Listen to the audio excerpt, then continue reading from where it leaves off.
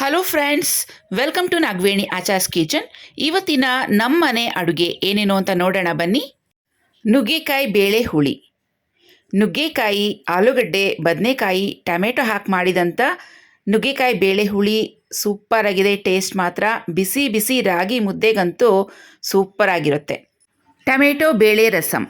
ಆಹಾ, ಈ ಮಳೆಗಾಲಕ್ಕಂತೂ ಈ ರಸಮ್ ಹೇಳಿ ಮಾಡಿಸಿದು ಅಂತ ಹೇಳ್ಬೋದು. ಹೆಚ್ಚಾಗಿ ಬೆಳ್ಳುಳ್ಳಿಯನ್ನು ಹಾಕಿ ಒಗ್ಗರಿಸಿ ಮಾಡಿರುವಂಥ ಈ ಟೊಮೆಟೊ ಬೇಳೆ ರಸಮ್ ಅಂತೂ ಸೂಪರಾಗಿರುತ್ತೆ. ಜೊತೆಗೆ ಪಲ್ಯ ಮಾಡಿದ್ದೀನಿ, ಎಲೆಕೋಸು ಕಡಲೆಬೇಳೆ ಹಾಕಿ ಮಾಡಿದಂಥ ಪಲ್ಯ ತುಂಬಾ ಚೆನ್ನಾಗಿರುತ್ತೆ. ಚಪಾತಿಗೆ ಈ ಪಲ್ಯ ಮಾಡ್ಕೊಳ್ಳಿ, ತುಂಬಾ ಚೆನ್ನಾಗಿರುತ್ತೆ.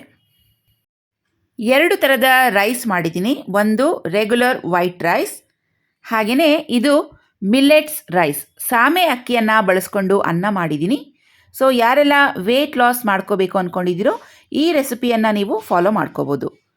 ಮಿನಿ ಚಪಾತಿ ಮಾಡಿದ್ದೀನಿ, ಎಗ್ ಮಸಾಲ ಆಮ್ಲೆಟ್, ಹಾಗೆಯೇ ಕಲ್ಲಂಗಡಿ ಹಣ್ಣನ್ನು ತರಿಸಿದ್ದೀನಿ, ಸೂಪರಾಗಿರುವಂತಹ ತಿಳಿ ಸಾರು. ಇವತ್ತಿನ ಎಲ್ಲ ರೆಸಿಪಿಗಳು ಚಳಿ ಮಳೆಗಾಲಕ್ಕೆ ಬೆಸ್ಟ್ ರೆಸಿಪೀಸ್ ಅಂತ ಹೇಳ್ಬೋದು. ಸೊ ಫ್ರೆಂಡ್ಸ್, ಇವಿಷ್ಟು ಅಡುಗೆಗಳು ಇವತ್ತಿನ ನಮ್ಮನೆ ಅಡುಗೆಯಲ್ಲಿ.